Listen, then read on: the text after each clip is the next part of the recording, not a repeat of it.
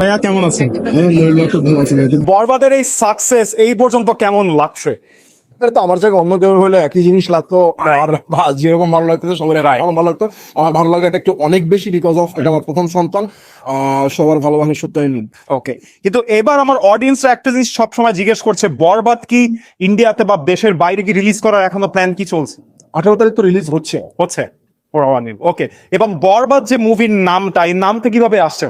গল্পের জন্য আমার গল্পটা দেখলেই বুঝবেন যে গল্পের নাম বরবাদই হওয়া উচিত, অন্য কিছু দিলে আসলে ঠিকঠাক যাইতো। নামটা কি আপনারই দেওয়া ছিল ভাইয়া? ওকে, আর বরবাদ তো নাম আমার দেওয়া ছিল, নাম দেওয়া ছিল ওর। আচ্ছা, আমরা যখন নাম নেওয়া ডিসপ্লে, আমার ছোট ভাই ক্রিয়েটিভলিও ছিল, তো যখন আমাদের বা আমরা নাম নিয়ে যখন আলোচনা করে তখন ও বলছে যে ভাই নামটা বরবাদ দিতে পারে। ওকে ওকে, সো বরবাদ রাইটিং এর সময় চরিত্র আগে লিখেছিলেন নাকি ক্লাইম্যাক্সের টুইস্ট? না, আগে আগে হচ্ছে গল্পটা আসছে, গল্প লেখা, আর গল্প না আসার পরে ওই শুরুটা আসছে, তারপরে শেষটা আসছে, এরপর মাঝখানে যেভাবে গল্প লিখে যায় আগে গেছে। ওকে, তাহলে আমরা বরবাদের ডিরেক্টর থেকে নেক্সটে কি মুভি পেতে যাচ্ছি? আপনি কি অন্য কোনো জনরা ট্রাই করতে চাচ্ছেন? না, আমি আমার জন্য কয়েকটা আগে বানাই, তারপর অন্য জন্য। তাহলে আমরা এতে পেতে যাচ্ছি যে ভাইয়া অ্যাকশন মুভি বানাবে সবসময়, ভায়োলেন্স। পারফেক্ট, থ্যাংক ইউ ভাইয়া, থ্যাংক ইউ সো মাচ।